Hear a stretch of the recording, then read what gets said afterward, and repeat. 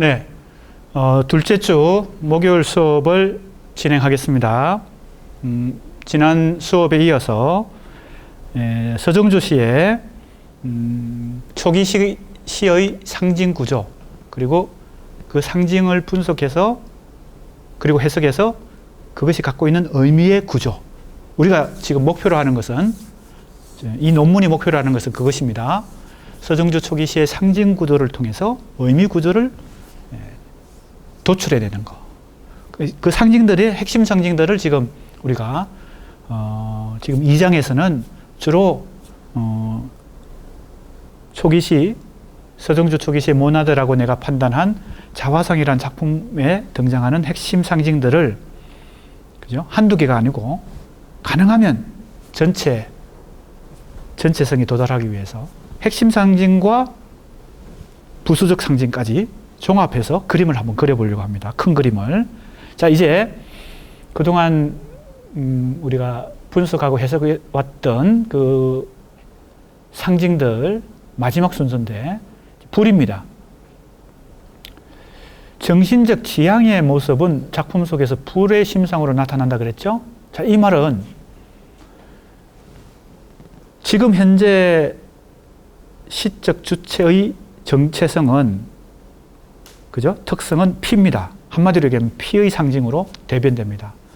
이 존재가 추구하는 목표점은 뭐예요?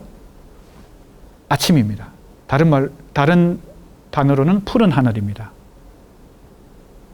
그러면 이 추구하는 바는 아침이나 푸른 하늘인데, 이 피가 푸른 하늘 혹은 아침에 도달하기 위해서는 동력이 필요합니다. 이 동력은 우리가 개념으로 말하면 한마디로 뭐예요?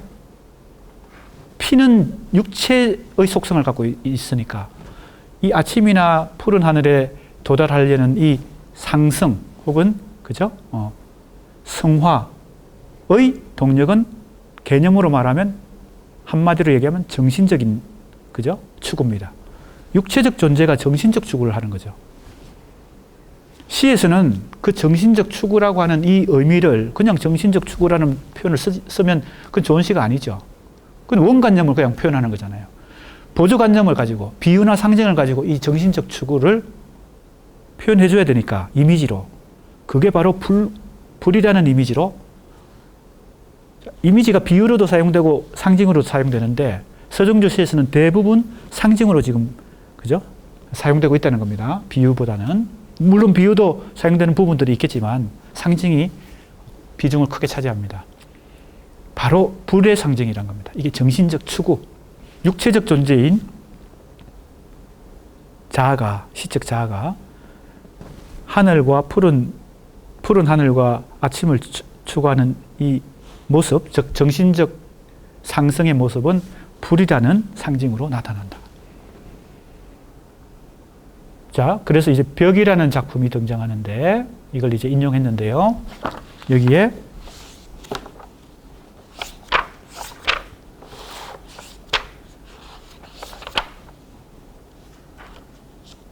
벽 281쪽, 우리 교재는 281쪽이고, 지금 이 화면을 보세요.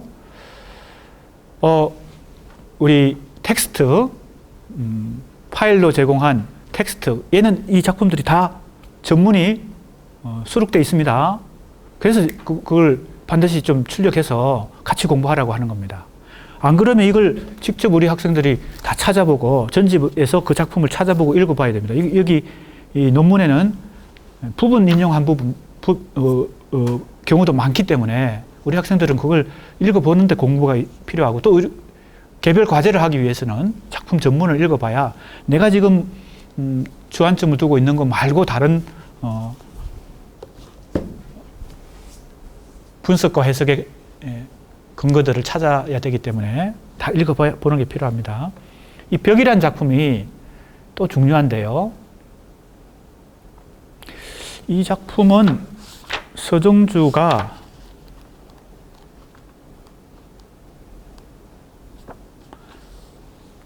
신춘문예로 등단했는데 바로 데뷔작입니다. 1936년 동아일보 신춘문예로 서정주는 신이 되었는데 그때 이 작품이 당선되었습니다. 벽이라는 작품이에요. 그러니까 작품 발표로 보면 이 작품이 가장 먼저 발표한 작품이고, 그러나 그죠? 첫 시집 화사집에 이 작품이 제일 먼저 실린 건 아니죠. 자화상이 제일 먼저 실리고, 그죠? 발표 안 한 작품들도 있고 하니까, 그러니까 발표 순수나 창작 순수도 우리가 한번 따져볼 필요가 있는데, 그 발표 순수나 창작 순수를 기계적으로 따라가면서 상상력의 전개 과정, 시적 상상력의 전개 과정을 연구하는 방법도 있겠죠. 나는 이제 그렇게 하지 않고 내적 필연성에 의해서 시의식이 발생과 경과와 미래적 지향점을 재구성했죠. 자, 아까도 얘기했습니다. 나의 방법론은 이 논문을 쓰는 나의 방법론은 시적 현상을 따라가는 게 아니라 그 내적 필연성의 구조, 즉 시인의 시적 상상력의 구조를 다시 재구성해서 그 발생 순서를 따라서 가고 있습니다. 발표 순서로 보면 이게 제일 먼저입니다. 벽이란 작품이에요. 거기에 이런 표현이 나옵니다. 꺼져드는 어둠 속 밤뒷불처럼 까물거려 정지한 나의 스러움은 벙어리처럼, 이런 구절이 나옵니다. 이것도 전문을 다 이제 진도를 나가다 보면 이 작품도 중요한 작품이기 때문에 전문을 다시 분석하게 될 텐데, 여기서는 이 구절만 인용을 했습니다. 자, 이 구절에서 자, 아까 얘기했던 상호 텍스트성을 잘 살펴보세요. 여기 어둠이 먼저 등장하죠? 자, 시적 주체는 밤의 자식입니다. 어둠이 등장했어요. 그리고 나의 서름이 등장했어요. 자, 서름. 이해가 됩니까? 서름은 뭐에 해당되는 거예요? 앞에 나오는 이 서러움. 문둥이가 왜 서러워요? 피의 존재가 해와 하늘빛에 도달하고 싶지만 실패하기 때문에 서럽다 그랬잖아요. 여기서 원통이 다 같은 지금 구조를 갖고 있습니다. 이 서름은 이 어둠 속 자식인 이 주체가 여기서는 벙어리로 등장해요. 이 벙어리는 어디에 해당될까요? 이 문둥이에 해당되죠. 밤의 자식인. 말도 못하는 이 벙어리가 서러움에 사로잡혀 있어요. 그런데 어둠 속에서 뭐처럼 까물거린다 그랬어요? 반딧불처럼 까물거린다 그랬습니다. 이때 불의 상징이 등장하거든요. 이때 반딧불은 까물거린다 그랬으니까 꺼질랑 말랑 하는 것입니다. 한자어로 표현한다면 명멸하고 있는 거예요. 완전히 꺼진 건 아니지만 꺼져가는 것입니다. 꺼져가는 이 반딧불입니다. 어둠 속에서 꺼져가는 이 반딧불의 상징은 무슨 의미가 있을까? 이게 우리가 이제 상징 구조를 통해서 의미 구조를 찾아보는 거잖아요. 자, 이 벙어리가 서름에 사로잡혀서 어둠 속에서 뭘 지금 켜고 있는 거예요? 반딧불을 켜고 있는 거예요. 불을 켜고 있는데 이 불이 까물거린다. 즉, 약하게 꺼져가고 있기 때문에 이 서름이 강해지는 거겠죠. 그러면 이 불이 강해지면 서름을 극복하고 어디에 도달할 수 있을까요? 어둠을 극복하고 해와 하늘빛에 도달할 수 있겠죠. 그래서 이 불은 바로 뭐예요? 피가 하늘에 도달하는 에너지, 즉 동력이다. 정신적 추구의 상징이다. 이렇게 보는 겁니다. 그래서 이것도 역시 원형적 상징에 해당되고, 나는 지금 여러 이제 여기 원형적 상징을 해석하는데 융을 활용할 수도 있고 바슐라르를 활용할 수도 있고 다양한 이론적 근거들이 있습니다. 그것은 이제 우리 수강생들이 또 다양하게 해볼 수 있고요. 또 다른 아까 얘기했지만 정신분석적 상징의 개념으로 프로이트나 락강을 활용할 수도 있고 다양한 어떤 접근 방법은 지금 열려 있습니다. 자, 불꽃은 이 일반적인 원형 상징으로 놓고 보면 동물적 삶의 존재와 정신적 상승이라는 두 가지 측면을 가진다. 왜냐하면 땅의 존재가 하늘에 도달하려는 이 과정이 불이니까요. 육체성과 정신성을 같이 동반하고 있겠죠. 그런데 불꽃은 뭐예요? 불꽃의 방향성은 땅에서 하늘로 올라가는 상승의 방향성을 갖고 있습니다. 이 불꽃 자체가.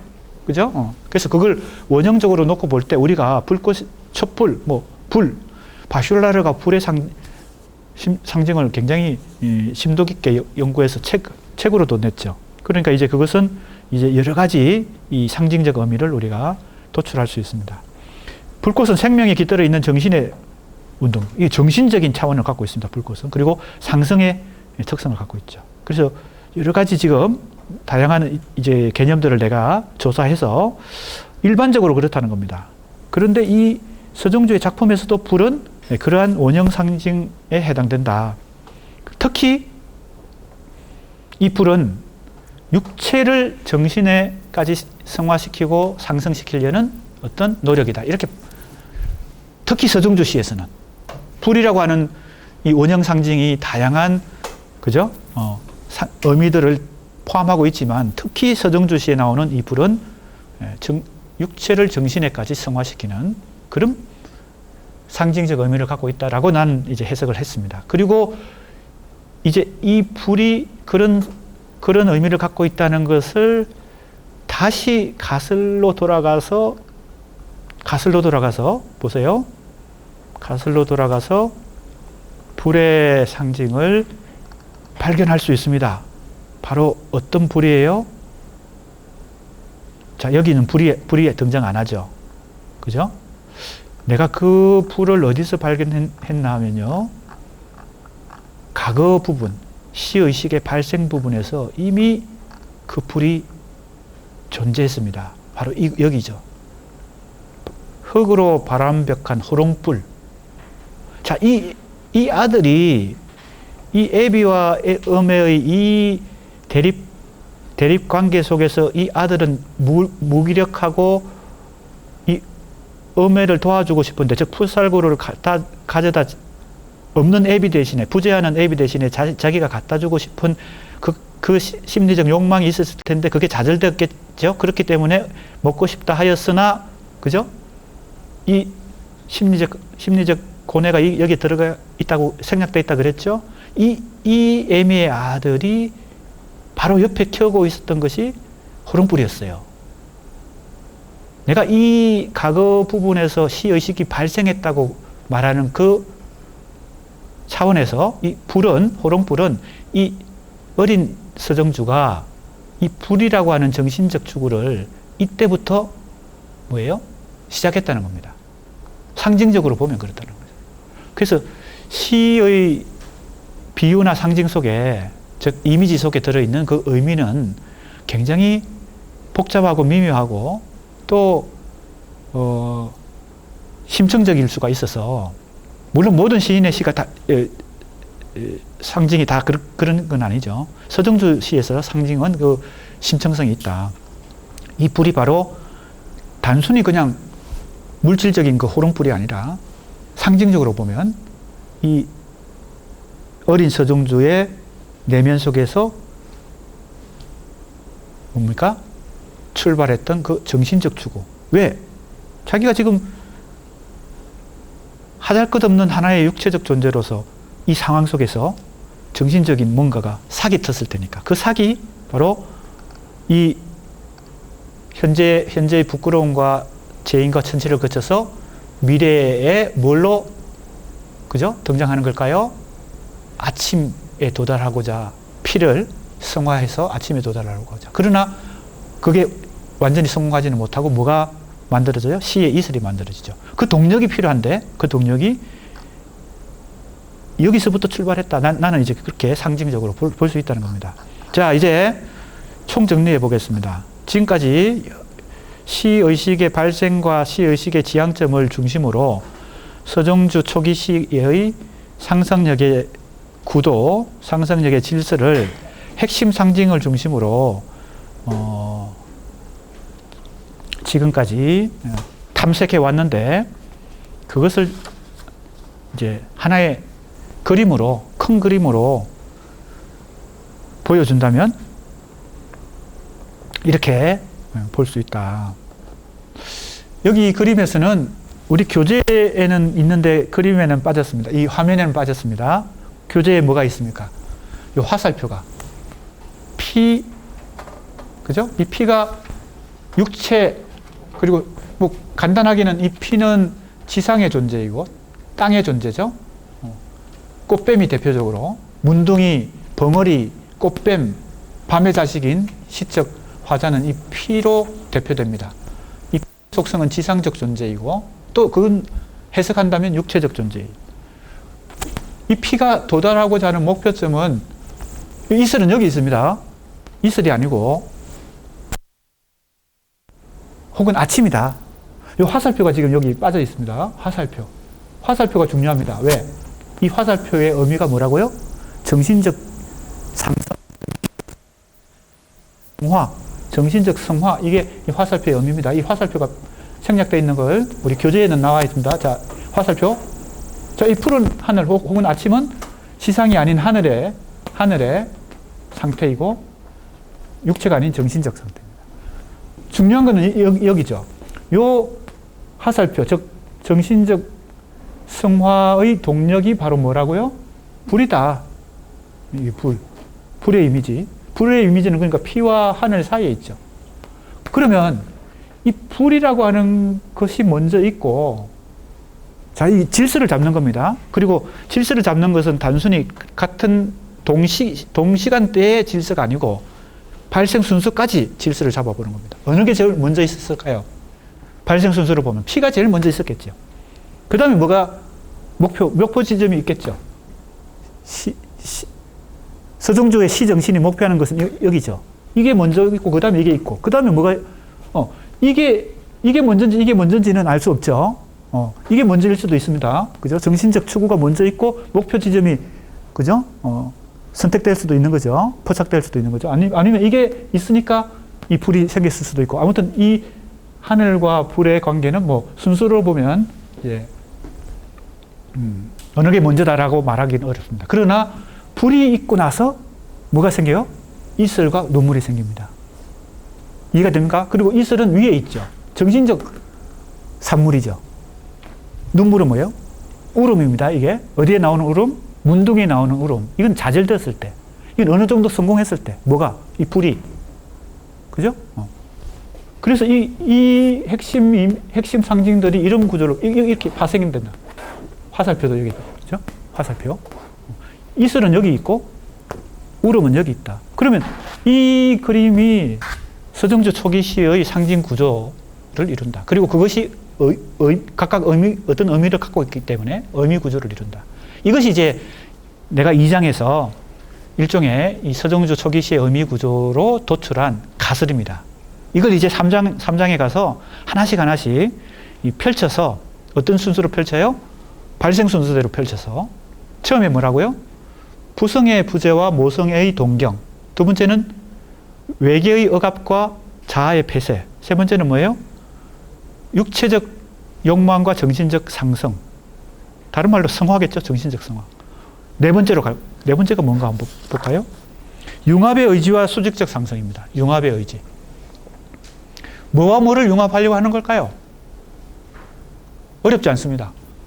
이것과 이것을 융합하려고 하는 거죠. 그죠? 왜 융합일까요? 사실은 푸른 하늘을 추구하면서 여기서 완전히 벗어나고 싶겠죠.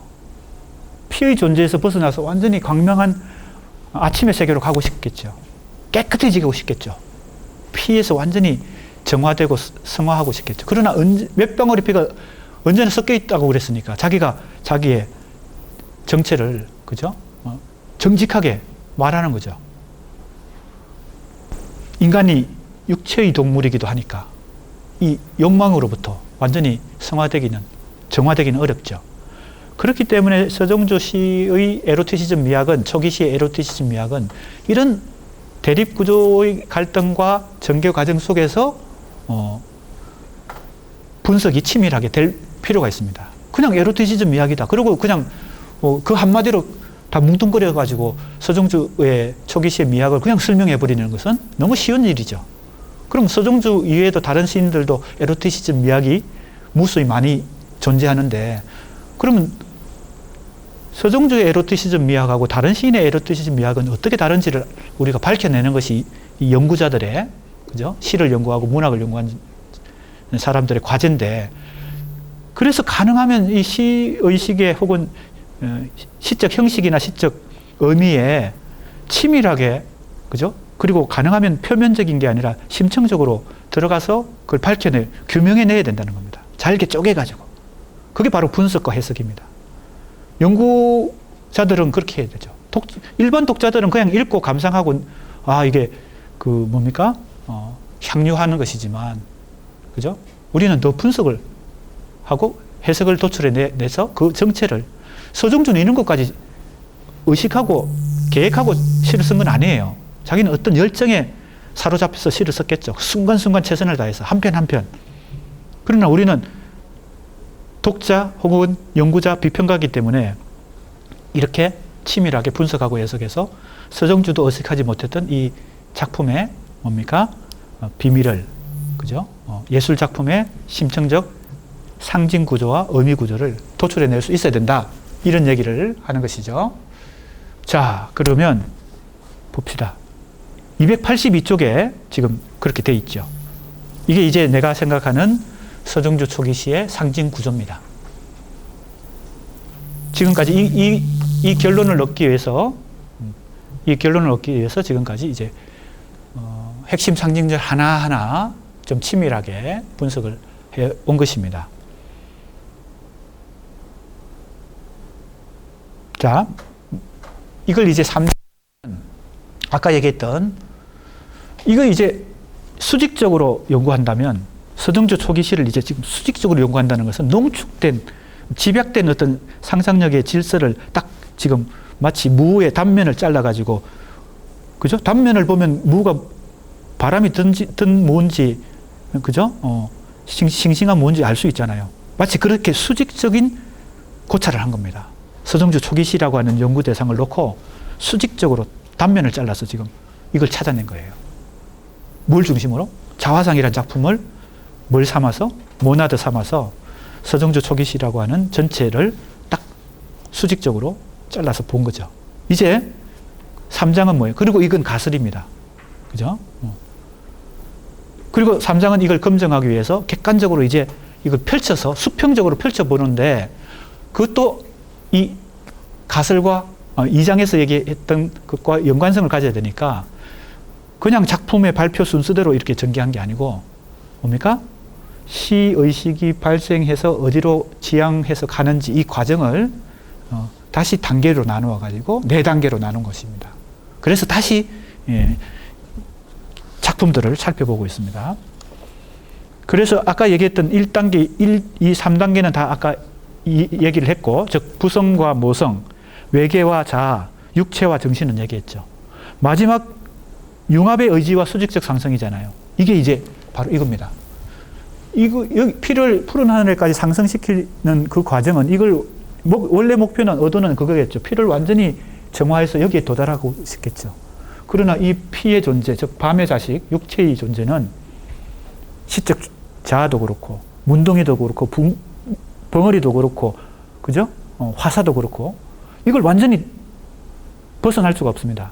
그러니까 할 수 있는 일은 언제나 피가 섞여 있을 수밖에 없지만, 그래도 이 푸른 하늘까지 올라가야 되죠. 상승해야 되죠.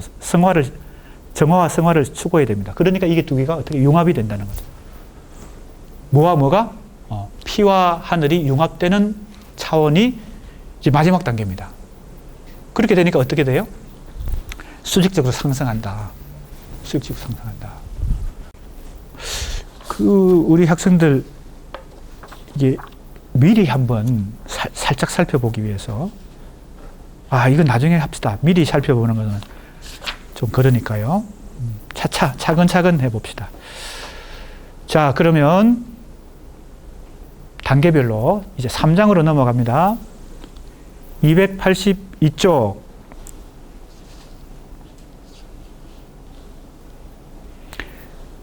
(3장입니다) 갈등의 전개 양상과 시세계의 규병. 수평적으로 이제 고찰합니다. 이 가설을, 수직적으로 고찰한 가설을 이제 검증하는 차원에서 수평적으로 이제 고찰합니다. 그래서 시의식이 발생한 최초의 지점은 어디라고요? 부성과 모성의 대립관계로부터 발생했다. 그래서 부성의 정체는 부재한다는 것입니다. 애비는 종이었다. 밤이 깊어도 오지 않았다. 거기에 압축되어 있습니다. 그 두 문장에 이 부성의 속성은 혹은 정체는 압축되어 있어요. 다른 어떤 표현들이 많이 등장하지 않습니다. 서정주 초기 시에서 부성에 대해서는. 그래서 부성의 특성은 부재다. 이렇게 놓고 본 거죠. 부성이 부재하는 것은 이 자화상이라는 한 편에서도 굉장히 많은 여파, 영향을 주지만 서정주 초기 시 전체에 이 부성의 부재라는 게 최초의 원인이 되기도 합니다. 이것도 뭐 정신분석적으로 이제 접근할 수도 있고 여러 가지 심리적으로 접근할 수도 있고 다양한 접근이 가능한데요. 그래서 이제 이걸 부성 이렇게 했습니다. 아까도 얘기했지만 이 애비가 친아버지만을 의미하는 게 아니고 일종의 아버지의 원리를 의미한다 그랬죠. 그래서 그것은 프로이트적으로 해석할 수도 있고 락강적으로 해석할 수도 있고 융적으로 또 해석할 수 있고 다양한 해석의 가능성은 있습니다. 우리 학생들은 어떤 치사 선택을 해서 한번 해석을 시도해 보세요.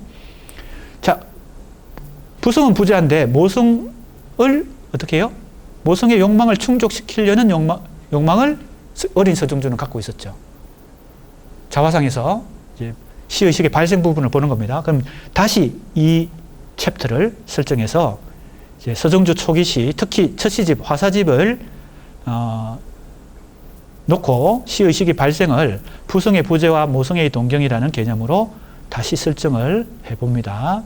자, 수대동시라는 작품이 등장합니다. 화사집에 나오는 작품이에요. 첫 시집에. 수대동은 지명입니다. 지명, 수대동이라는 마을이 있는 거죠. 동자가, 그죠?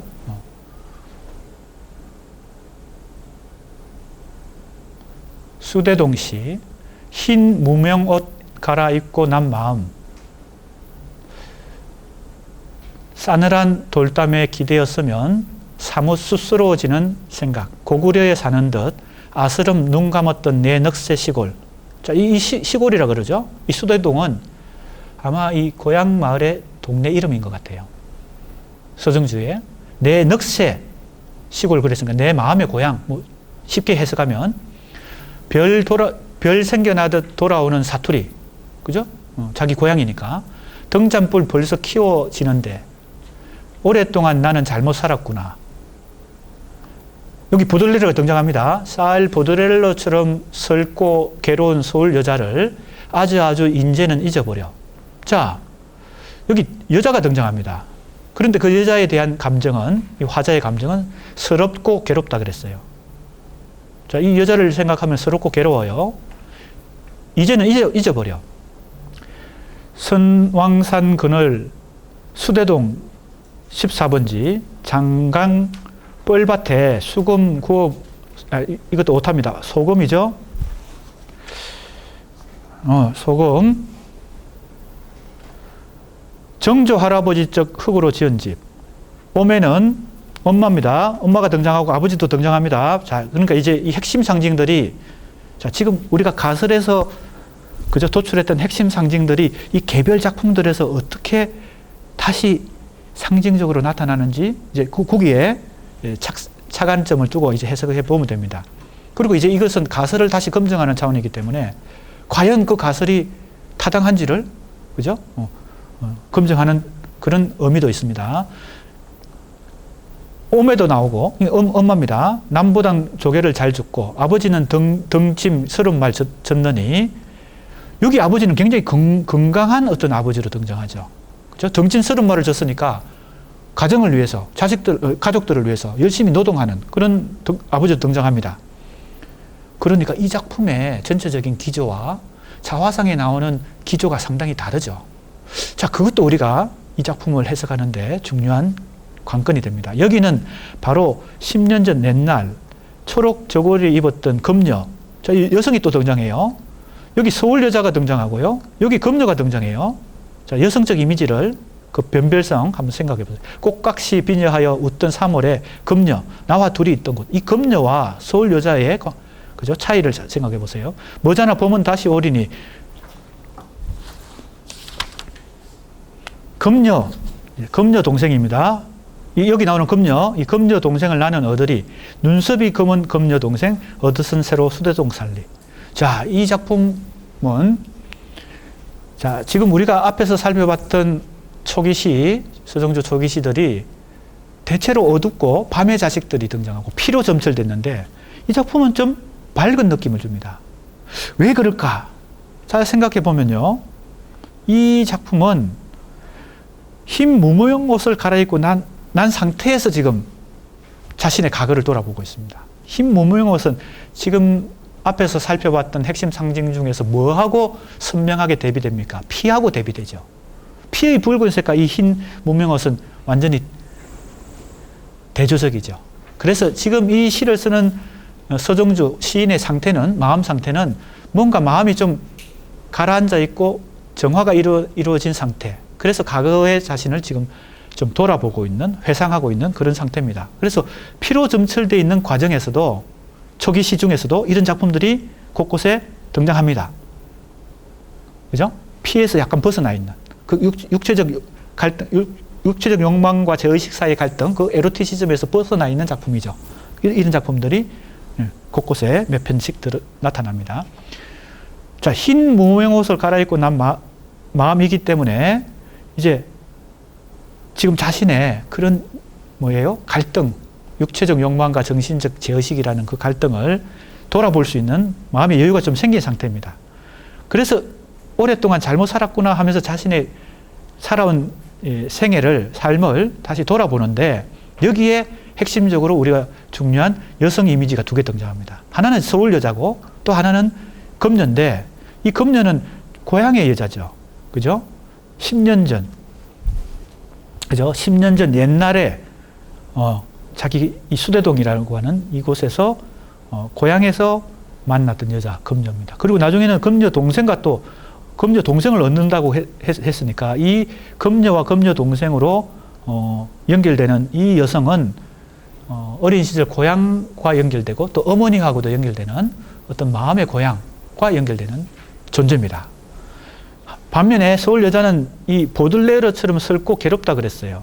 보들레르를 여기다 이제 비유한 것에서 알 수 있듯이 굉장히 육체적 욕망의 대상이기도 하고 뭔가 괴로운, 고통스러운 어떤 심리적 갈등을 일으키는 대상이기도 합니다. 그래서 이 작품 자체에서 여성이 두 가지, 그죠?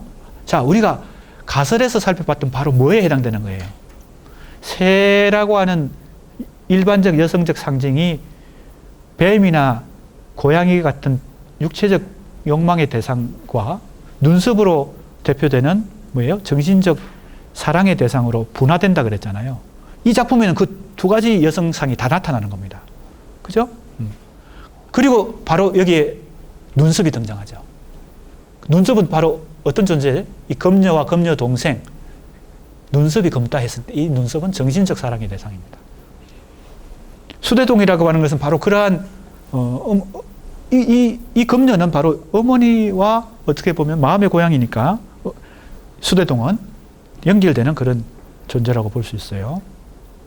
자, 그러면 서정주는 영과 육, 즉 정신과 육체의 모순 대립 속에서 인간성의 본질을 탐구합니다. 자, 인간성의 본질이라고 하는 것은 존재론적인 거죠. 존재론적 탐구인데 인간이라는 존재의 본질을 탐구하는데 서정주는 어떤 지점에서 인간성의 본질을 탐구하고 있습니까? 정신과 육체라고 하는. 사실 이건 고전적인 것이죠. 서정주만 이걸 탐구한 건 아니겠죠. 보들레르도 그랬고 수많은 시인들이 인간 존재를, 그죠? 존재론적으로 탐구할 때 이 육체와 정신의 이 모순, 이율배반성, 갈등, 이것은 아주 오래된 탐구 대상이죠. 그죠? 그리고 이것은 인간이 보편적으로 경험하는 어떤 갈등이기 때문에 그 시인은 그 욕망의 실체를 원수라고 표현하고 있습니다. 그래서 도화라는 작품을 보면 원수여, 너를 찾아가는 길에 쬐그만 이 휴식. 자, 원수가 도대체 어떤 원수를 의미하는지. 나의 미열을 가리우는 구름이 있어 새파랗게 흘러가다가 해와 함께 저물어서 내 집에 들러리라. 이런 알 수 없는 약간 뭔가요? 주술적이기도 한 그런 자기 신비적인 표현을 쓰고 있는데 이때 원수는 뭘까? 이건 우리가 현실에서 얘기하는 그런 원수. 나에게 뭡니까? 피해를 입히고 나를 고통에 빠뜨리고 한 그런 원수. 내가 볼 때는 이 원수는 바로 자기 내면에 있는 그 욕망의 실체. 그걸 원수라고 하는. 그 원수를 찾아가는 거죠. 그 욕망의 실체를 찾아가는 거죠. 왜? 자기 안에 꿈틀거리고 있으니까. 그게 바로 서정주 시의 뭡니까? 탐구 대상이 되는 겁니다. 그 육체적 욕망을 탐구하는 과정에서 정신적 추구를 또 하는 것이죠. 그래서 어찌 보면 이 작품에서 원수여 너를 찾아가는 길에 쬐그만 이 휴식이라고 하는 이 구절이 상당히 의미심장한데, 이 휴식에 해당되는 작품이 이런 작품입니다. 내가 볼 때는. 그죠? 자화상이라든지 뭐 화사라든지 이런 에로티시즘의 미학이 꿈틀거리는 그런 초기시 작품들은 바로 그 원수를 직접 형상화한 작품들이고, 자기가 찾아가려고 하는 그 원수를 직접 형상한 작품이고, 이 수대동식 같은 작품은 그 원수를 찾아가는 과정에서 약간 휴식하는, 아까도 얘기했죠? 흰 무명옷을 갈아입고 난 마음처럼, 그죠? 약간 편안한 마음으로 그 휴식을 지금 하는 과정에서 쬐그만 이 휴식에서 쓴 작품이 바로 이런 작품이다. 이렇게 볼 수 있습니다. 자, 이제 여기 뭐 이 교재나 이 스크린에서 보여주는 구체적인 분석들이 내가 이제 말로 이렇게 종합적으로 압축해서 설명한 것들을 더 상세하게 서술하고 있기 때문에 이것은 더 살펴보면 되겠습니다. 이제 여기 뭐 서울 여자와 금녀의 대립관계, 즉 두 개의 여성상이 나타난다는 거, 이런 것도 얘기했고요. 자, 이제 그 다음으로 가봅시다. 자, 지금 이 1단계는 부성과 모성의 갈등을 주로 다루고 있습니다. 부성과 모성의 갈등이 잠깐 휴식을 찾은 작품이라는 것이고, 이제 이 작품을 한번 보겠습니다.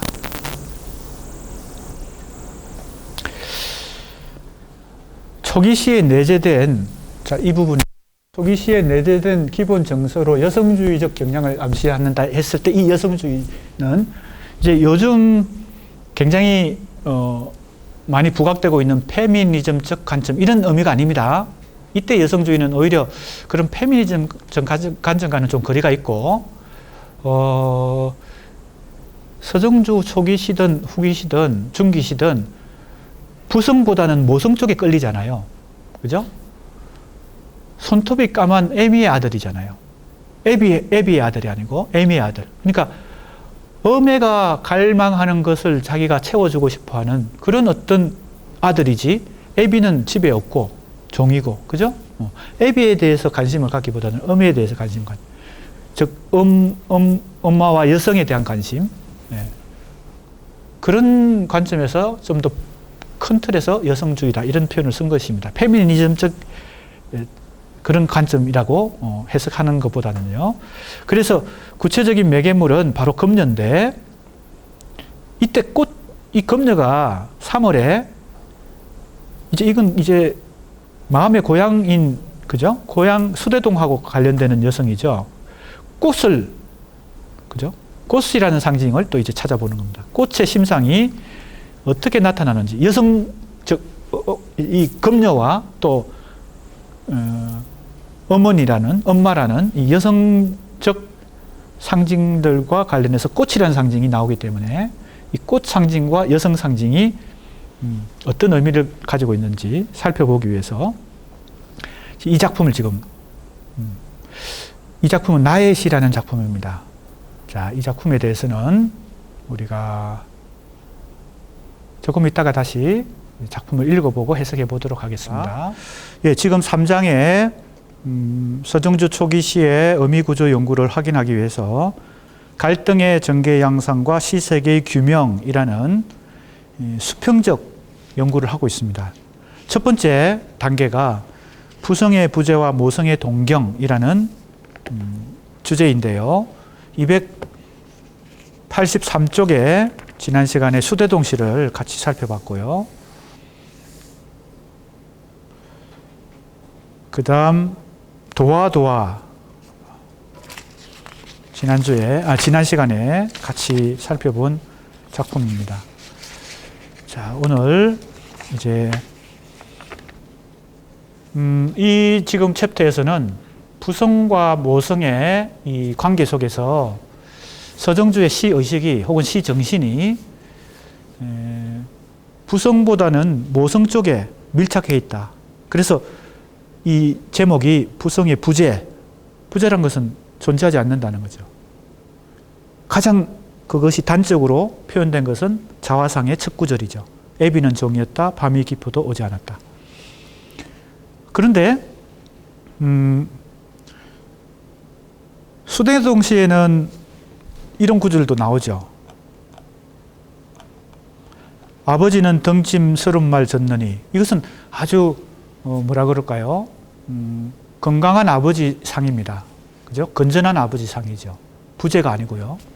그러면 이것은 아마 고향, 이 수대동이라는 고향의 어린 시절의 어떤 가족 관계를 회상하면서 이거는 이상적으로 혹은 희망적으로, 그러나 자화상에서 대표되는 부성의 부재는 시인의 무의식과 시인의 심리 속에 각인된 아버지 상이겠죠. 그러니까 이게 모순된다고 우리가 하기보다는 이것은 희망적이고, 그죠? 희망적, 다른 말로 하면 소망적 사고가 이런 원형적 아버지 상을 낳았고, 현실적으로는 그런 밤과 가난과 또 부재와, 그죠? 그런 권위의 상실과 아버지 역할을 가장으로서 할 수 없는 그런 어떤 것이 더 뭐라 그럴까요? 시의식 속에는 강하게 각인된 게 아닌가 이렇게 볼 수 있습니다. 그래서 이제 이것은 아까도 지난 시간에도 얘기했지만 원수를 찾아가는 길에서 잠시의 휴식을 하는 과정에서 이런 시를 쓸 수 있었다는 겁니다. 아버지 상이, 즉 부성의 모습이 이렇게 조금 다르게 나오는 것도 우리가 한번 고찰을 해볼 만하죠. 자, 그러면 부성의 부재와 모성의 동경 했을 때, 혹은 동경이라는 것 속에는 연민도 들어 있습니다. 자, 연민이란 표현이 가장 잘 부합하는 표현은 자화상에서 이 애미의 아들이 풋살구가 꼭 하나만 먹고 싶다고 달을 두고, 그죠? 갈망하는 이 엄해를 보는 그 심리적 관점에서 이 연민이 그 말주름표 속에 포함되어 있죠. 우리는 어떤 감정적인 요소도 문학 작품에서 포착할 수 있습니다.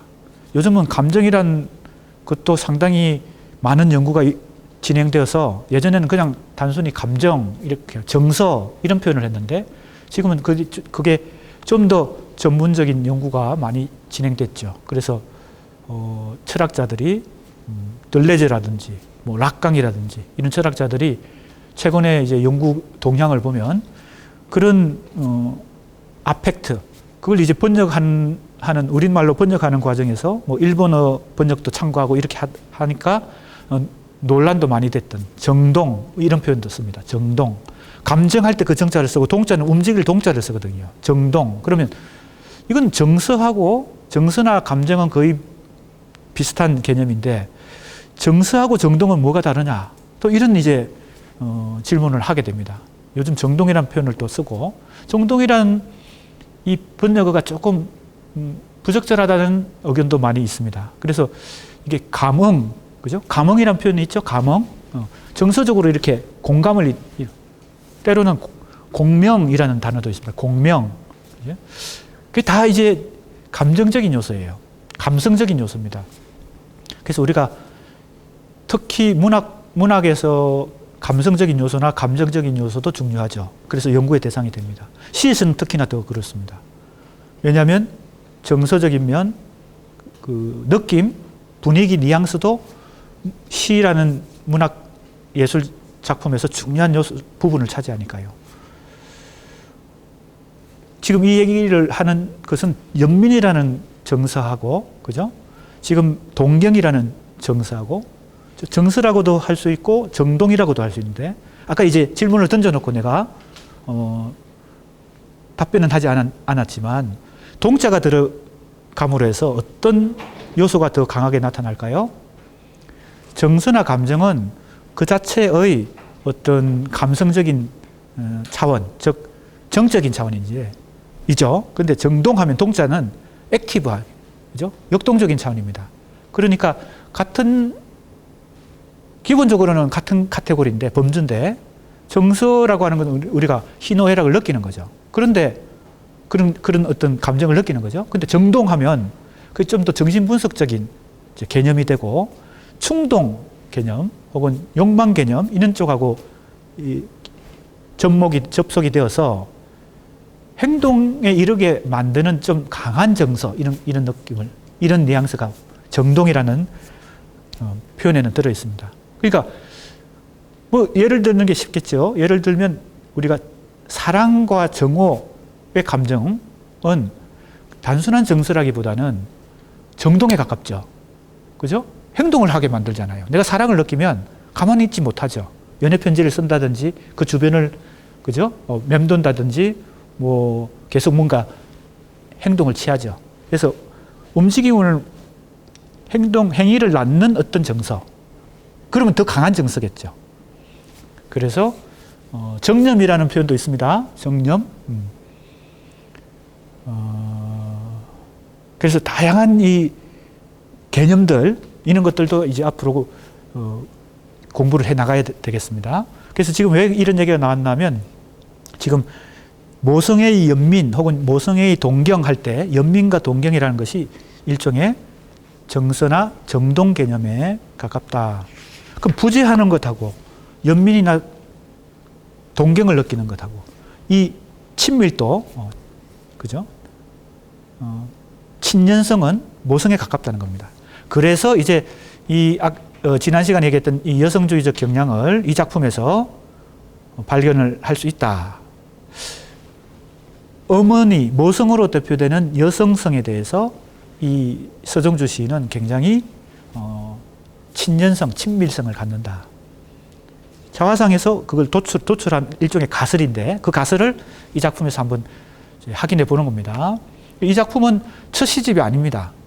이게 서정주 시선이니까 아마 세 번째 시집인가 그럴 겁니다. 첫 번째 시집이 화사집, 두 번째 시집이 기촉도, 세 번째 시집이 서정주 시선. 이제 이 전집에는 그것이 이제 다 수록이 되어 있죠. 1권에는 지금 6권의 시집이, 그래서 이 1권으로 시가 다 종합된 건 아니고, 이게 시만 해도 5권입니다. 은행나무에서 나온 이 전집에 의하면, 그 중에 이제 지금 이건 1권이고요. 시 전집만 해도 5권으로 편집이 되어 있습니다. 자, 한번 읽어보겠습니다. 세 번째 시집에 실린 나의 시라는 작품입니다. 어느 해 봄이든가 먼 옛날입니다. 나는 어느 친척의 부인을 모시고 성안 동백꽃나무 그늘에 와 있었습니다. 자, 이때 친척의 부인. 이게 이제 모성의 이미지에 가깝다고 볼 수 있죠. 친척의 부인이니까. 뭐, 외숙모, 예를 들면요. 친척의 부인이면 외삼촌의 부인이 외숙모잖아요. 이모부. 미안합니다. 이모부는 친척의 부인이 아니네요. 예.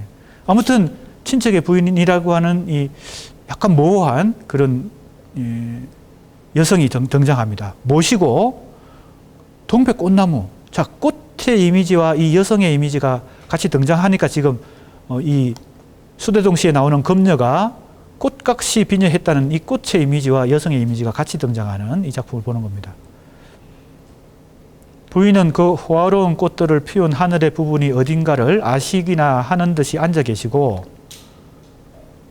나는 풀밭 위에 홍건한 낙화가 꽃이 떨어지는 것이 안쓰러워 안타까워서 주워 모아서는 부인의 펼쳐둔 치마 폭에 갖다 놓았습니다. 상당히 뭐라 그럴까요? 동경, 그리고 뭐 연민까지는 아니지만, 그죠? 순수한 감정, 이런 게 있습니다. 지금 이 행위를 하는 이 시적 화자의 모습은요. 또 그걸 되풀이했어요. 그 짓을 되풀이했어요. 부인에게 꽃을 뭡니까? 주워 드리는 거. 왜냐하면 꽃이 떨어져서 꽃을 주워 드리는 거. 치마폭에 갖다 주는 거. 근데 상당히 이것도 상징적이죠. 상징적입니다. 이 행위는 바로 자기가 시를 쓴 것은 이런 행위와 같다는 겁니다. 제목이 그래서 나의 시입니다. 거디 나는 연년이 해마다 서정시를 썼습니다만 그것은 모두가 그때 그 꽃을 주워다가 들이든 그 마음과 별로 다름이 없습니다. 그러나 이제 웬일인지 나는 이것을 받아줄 리가 땅 위에 아무도 없음을 봅니다. 이 모성에 가까운 이 친척 부인 같은 이 존재가 지금은 자기에게 존재하지 않는다는 거죠. 그러니까 허전한 마음을 지금 현재는 그렇지만 과거에는 그런 마음으로 시를 썼다는 겁니다. 내가 주워 모은 꽃들은 저절로 내 손에서 땅 위에 떨어져 구르고 또 그런 마음으로 밖에는 내 시를 쓸 수가 없습니다. 지금은 어떤 공허한 마음으로 시를 쓰고 있다 이거죠. 그러면 이 공허함을 채워줄 수 있었던 존재는 이 어느 친척의 부인인데, 그리고 이 부인과 직결되는 이미지는 꽃의 이미지, 꽃의 상징인데, 그렇다면 이것은 여성에 대한 어떤 순수한 동경 혹은 사랑 뭐 이런 감정이겠죠. 그래서 크게 보면 이 꽃은 지금까지 우리가 살펴봤던 여성성을 표현하고 있는 상징들 중에서 어디에 가깝겠습니까? 눈썹에 가깝다 이렇게 볼 수 있습니다. 그죠? 이건 좀 정신적 사랑의 대상이죠. 그러나 이제 뱀이나 고양이나 그죠? 그런 동물성과 비교되는 그 여성들은 육체적 욕망의 대상으로 등장했었죠. 자, 그래서 지금 우리는 모성애의 동경, 모성에 대한 동경을 이제 그 가설을 확인하기 위해서 지금 이런 작품도 같이 살펴보고 있습니다. 자, 이제 또 한편의 작품, 지금 상징의 뭐예요? 상호 텍스트성. 같은 상징들이 등장하는 작품들을 이렇게 상호 연관성을 가지고 지금 해석해 봄으로 해서 첫 번째 테마, 부성의 부재와 모성의 동경이라는 이 주제라고 할까요? 이 단계를 확인하는, 검증해보는 차원입니다. 내 영혼은 이라는 작품이에요. 자, 이 작품에도 거의 유사한 상징들이 등장합니다. 뭐와 뭐의 상징이에요? 순수한 사랑의 대상인 여성과 꽃의 상징입니다. 그래서 이제 이렇게 한 작품을 독립적으로만 보지 않고 다른 작품하고 계속 상호 연관성을 확인하면서 살펴보는 것은 조금 더 가설의 뭡니까? 내 주장을 좀 더 뒷받침하기 위해서, 단순한 가설이 아니라 과연 서정주 초기 시가 그러하다는 것을, 내가 주장하는 것을 뒷받침하기 위한 것입니다. 이번 학기에 우리 수강생들이 과제물로 1차 과제를 우선 이제 잘 해야 될 텐데, 1차 과제의 내용 잘 알고 있죠? 첫 시간에 강의 소개할 때 소개했으니까요. 지금 우리가 중간고사까지의 진도 범위는 한국 현대문학사의 대표적인 시인, 물론 이들 말고도 대표적인 시인도 더 있겠지만 치사 선택에서 3명만 공부하고 있죠. 그 중에 1명을 선택해야 됩니다. 3명이 누굽니까? 서정주, 한용운, 김종삼이에요. 그죠? 그러면 서정주, 한용운, 김종삼 중에 자기가 원하는 사람을 선택한 다음에 그 중에서 상호 연관성을 찾아가지고 한 편만 분석하는 게 아니라 두 편에서 3편을 그죠? 선택해야 되죠. 그때 지금 내가 지금 이 논문에서 시도하고 있는 이런 걸 참고로 하면 됩니다. 어떤 연관성을 가지고 이 두 작품 혹은 3작품을 내가 같이 연관성을 가지고 분석을 해볼 것인가. 그랬을 때 서정주 같은 경우는 상징의 그죠? 상징을 상당히 비중 있게 활용하는 시인, 형상화하는 시인이니까 나는 이제 지금 상징의 질서를, 상징의 구조를 살펴보고 있잖아요. 그래서 아마 과제물 정도에서는 이렇게 전체 구조까지 다 밝혀내기는 뭐 분량상 이제 어렵겠죠. 그러니까 약간 뭡니까? 초점을 잘 맞춰가지고 그 중에서 특별히 핵심적인 거.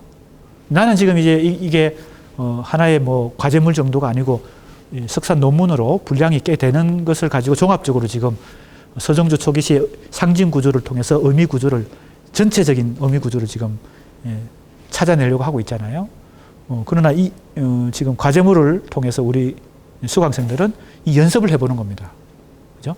그 분량을 잘 생각해서 너무 욕심을 많이 내도 이게 넘쳐버리니까 용량이 그래서 적절하게 자, 그러면 여기서 힌트는 뭘까요? 내가 이 논문에서 하고 있는 방법을 참고로 하면 됩니다. 힌트는 뭐예요? 자, 모든 문학과 예술은 내용과 형식으로 일단 우리가 물론 그게 유기적으로 결합되어 있지만 구분해서 생각해 볼 때 의미를 찾는 것, 그것이 궁극적인 목적이지만, 즉 주제를 찾고 의미를 찾고 내용을 확인하는 것, 그것은 처음부터 내가 도달할 수 있는 게 아니고 형식 분석을 통해서 의미 분석까지 도달할 수 있어야 된다는 겁니다. 지금 내가 하고 있는 게 그런 작업이죠. 지금 나는 서정주 초기시를 상징 분석을 통해서 의미를 그죠? 찾아내려고 지금 노력하고 있는 중입니다.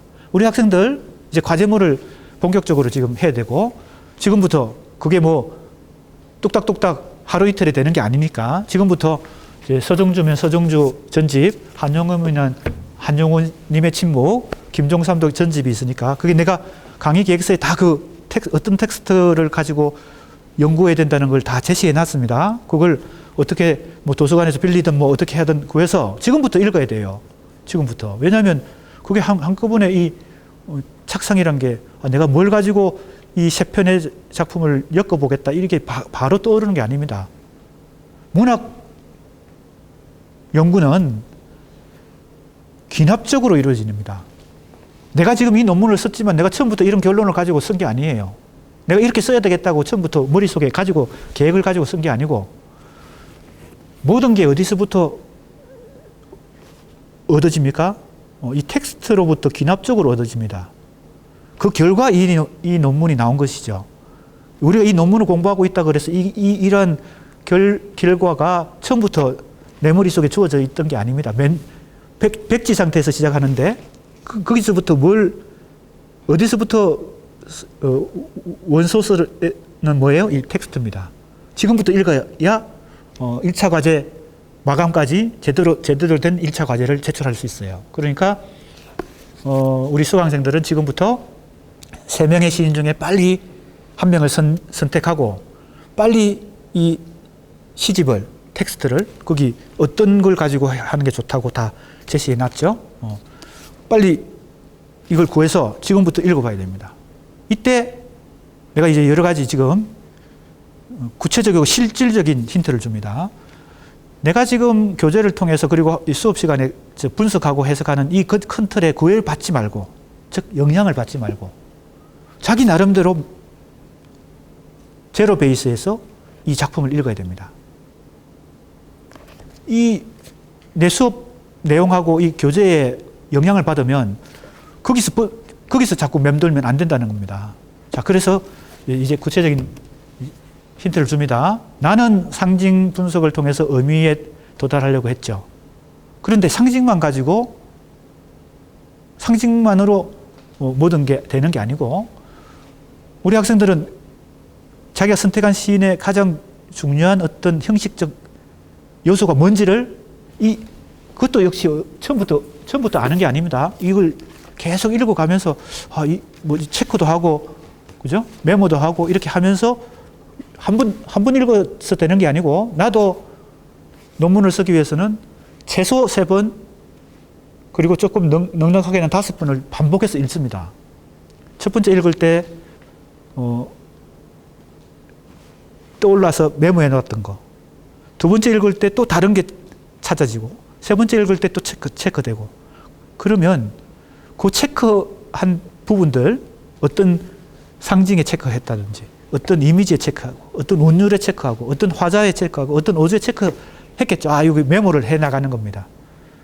그러면 3번쯤 읽으면 어떤 부분은 3번 다 체크된 경우가 있고, 어떤 부분은 한 번만 체크된 부분이 있고, 어떤 부분은 2번 체크된 부분이 있을 거 아니에요. 내 눈길이 어디에 많이 머무른 겁니까? 3번 체크된 부분은 집중적으로 머무른 거예요. 그러면 그게 내가 포착한 어떤 형식적 요소가 되는 거죠. 반드시 담당 교수가 하는 방향, 이 방법으로 하라는 얘기가 아닙니다. 그러나 바람직한 경로는, 그죠? 연구의 경로는 어떤 형식적 특성을 찾아서 그걸 잘 분석함으로 해서 시의 의미와 내용과 주제에 접근하는 방법입니다. 때로는 의미와 내용까지는 안 가더라도 형식만 잘 분석해도 그건 성공할 수 있습니다. 그런데 형식 분석을 빼고 처음부터 의미만 가지고 자꾸 얘기하다 보면요, 서정주가 아니라 뭐 김춘수든 김수영이든 뭐 한용이든 다 대동소이한 어떤 주제들을 많이 가지고 있거든요. 뭐 사랑, 자유, 뭐 등등, 그죠? 여기서는 이제 에로티시즘이라는 게 있지만, 에로티시즘 시학을 보여주는 시인이 서정주 한 명뿐이겠어요. 그러니까 그 형식은 다 다르지만, 주제는 동일하지만 형식은 다 다르거든요. 그러니까 형식 분석을 해야 자기가 분석하는 시인의 고유한 특성을 알 수 있습니다. 그걸 통해서 의미 분석까지 가든 아니면 형식 분석만 가지고도 충분히 좋은 어떤 과제물을 만들어낼 수 있다. 그런 면에서 어떤 형식에 주목해야 될지, 자, 그래서 내가 여러 번 강조했던, 한번 적어볼까요? 이 말이 나왔으니까 우리 학생들 지금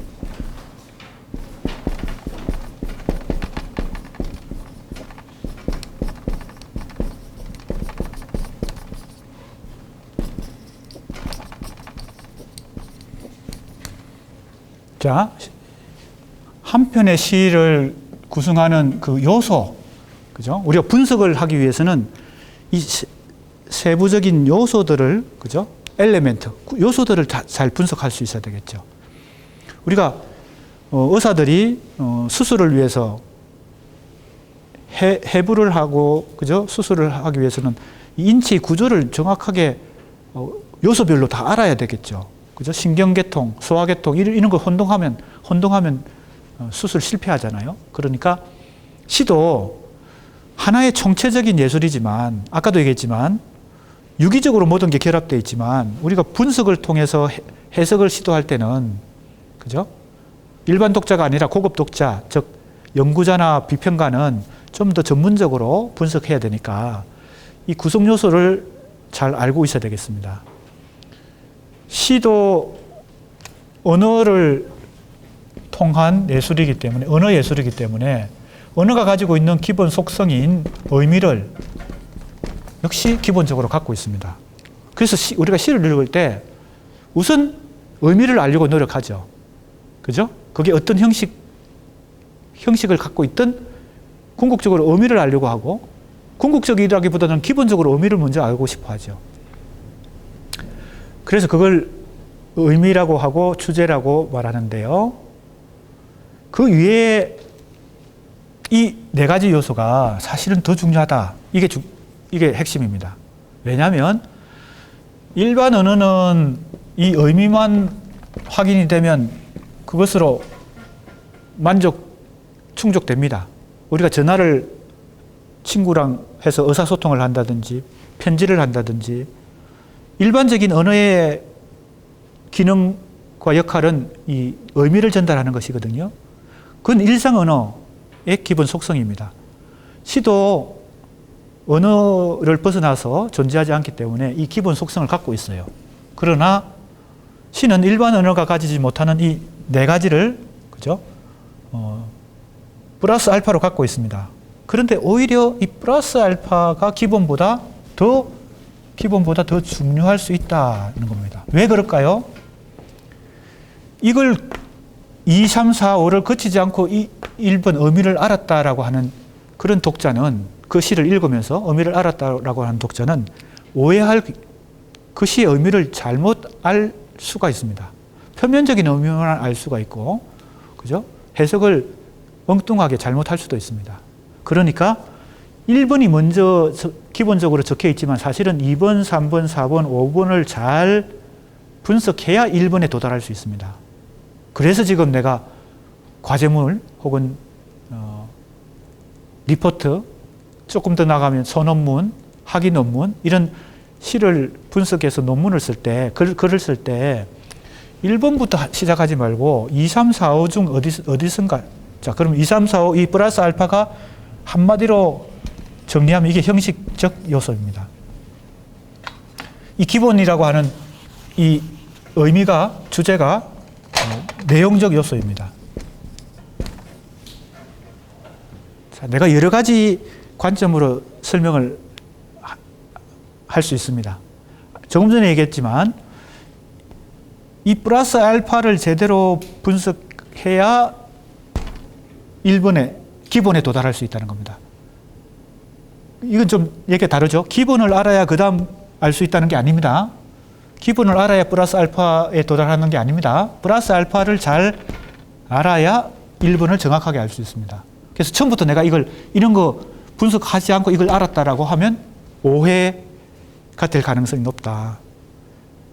그래서 대체로 일반 독자들은 1번을 먼저 시도합니다. 그래서 2번, 3번, 4번, 5번을 놓치는 경우들이 많죠. 근데 고급 독자는 오히려 1번은 좀 가로 안에 놓고, 즉 미지수로 놓고 2, 3, 4를 치밀하게 분석해서 1번에 도달하려고 노력합니다. 그래야 정확한 1번을 알 수 있으니까요. 자, 다른 말로 하면 형식 분석을 통해서 내용 분석에 도달해야 된다. 이 얘기를 하려고 하는 것입니다. 내용 분석 혹은 확인에 형식 분석이 더 출발점에 있다. 내가 이걸 몇 가지 다른 말로 이렇게 표현한 적이 있습니다. 시인은 어찌 보면 내용에서, 이 내용이 이제 명확한 내용은 아니겠죠. 내면에 혹은 머릿속에 혹은 감정 속에, 정서 속에 자기가 말하고 싶은 어떤 무엇인가가 있습니다. 이걸 통틀어서 내용이라고 말할 수 있죠. 아직 명확하진 않지만, 그런데 그걸 언어로밖에 표현할 수 없어서 시인이 된 것입니다. 그래서 언어 표현의 과정을 거쳐서, 그죠? 물론 이게 얼마나 숙련됐느냐, 숙달됐느냐에 따라서 시인이 될 수도 있고 못 될 수도 있겠죠. 그죠? 이것만 가진다고 시인이 되는 건 아니죠.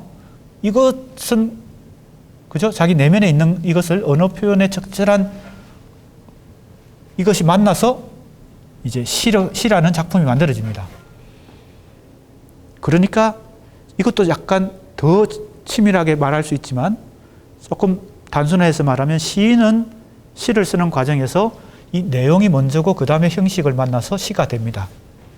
근데 우리는 시인이 아니고 창작하는 사람이 아니고 시를 읽는 사람이죠. 시를 읽고 그것을 해석하는 사람입니다. 즉 독자 혹은 연구자, 비평가입니다. 이 순서가 아니란 겁니다. 이 순서로 여기에 도달해야 됩니다. 여기서부터 여기로 도달해야 됩니다. 역순으로. 그게 뭡니까? 여기서부터 구체적인 언어의 현상으로부터, 그 현상이 언어겠죠. 언어로 표현된 것, 그 결과물, 그 결과물이 가지고 있는 형식 요소를 분석해서 이 의미에 도달하려고 역으로 접근해야 됩니다. 이렇게 시인이 시창작을 통해서 작품을 만들어냈기 때문에 우리는 작품으로부터, 그죠? 다시 이 시인이 가지고 표현하고자 했던 이 의미에 도달하려고 노력해야 됩니다.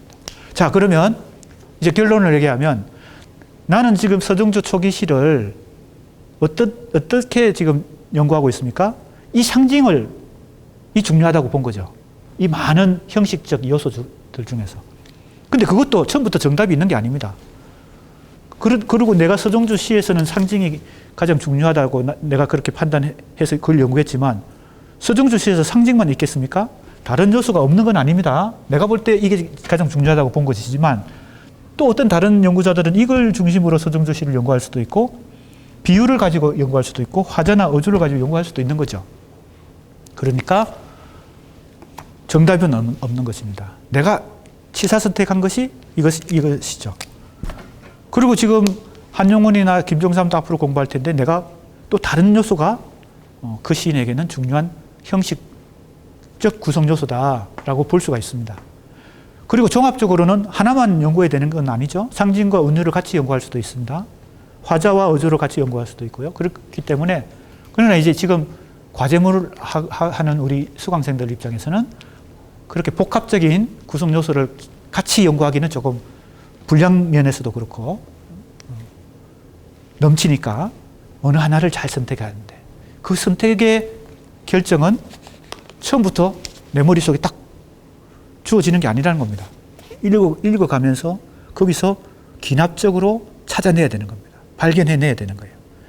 표면적으로 읽는 사람도 있고 심층적으로 읽는 사람도 있고, 그죠? 그 수준 차이가 다 다양합니다. 얼마나 이 텍스트에서 새로운 걸 발견해낼 수 있느냐, 즉 시를 읽는 능력이 얼마나 되느냐, 그것하고 지금 내가 그 접근 방법을 힌트를 주는 겁니다. 처음부터 의미에 접근하지 말고 이 형식적 요소 중에서 어느 것을 잘 취사 선택해서 그걸 분석함으로 해서 더 구체적인 의미와 주제와 내용을 찾아야 된다. 처음부터 이걸 포착했다고 생각하는 사람들은 대체로 막연하고 두루뭉실한 거, 그죠? 포괄적인 어떤 주제를 얘기합니다. 서정주에서 생명파 시인이니까 인간의 인간 존재의 생명을 탐구했다, 뭐 이런 정도의 그 의미를 포착했다고 해가지고 그게 새로운 얘기가 아니잖아요. 그러니까 새로운 얘기를 하고 남들이 안 한 얘기를 새로운 발견을 해야 되기 때문에 여기서 더 구체적인 얘기를 도출해내야 됩니다. 뻔한 얘기, 뻔한 의미, 뻔한 주제, 서정주, 한영훈 하면 이미 다 알고 있는 그런 얘기 하지 말고 새로운 얘기를, 새로운 의미를 찾기 위해서 구체적인 형식 분석을 출발해서 잘 분석해서 여기 도달해야 됩니다. 이게 가장 큰 틀의 접근 방법입니다. 물론 이것도 오로지 이것이 진리다, 그런 건 없습니다. 문학과 예술에서 오로지 한 가지 방법만은 없습니다. 그러나 내가 생각할 때 그렇게 하는 것이 바람직한 접근 방법이다. 그렇지 않으면 아까도 얘기했지만 뻔한 얘기 자꾸 하게 된다, 이런 얘기죠. 자, 지금 약간 옆길로 샜는데 우리 학생들 지금부터 1차 과제물을 준비해야 되기 때문에 내가 경각심을 주기 위해서 이런 얘기를 했습니다. 자,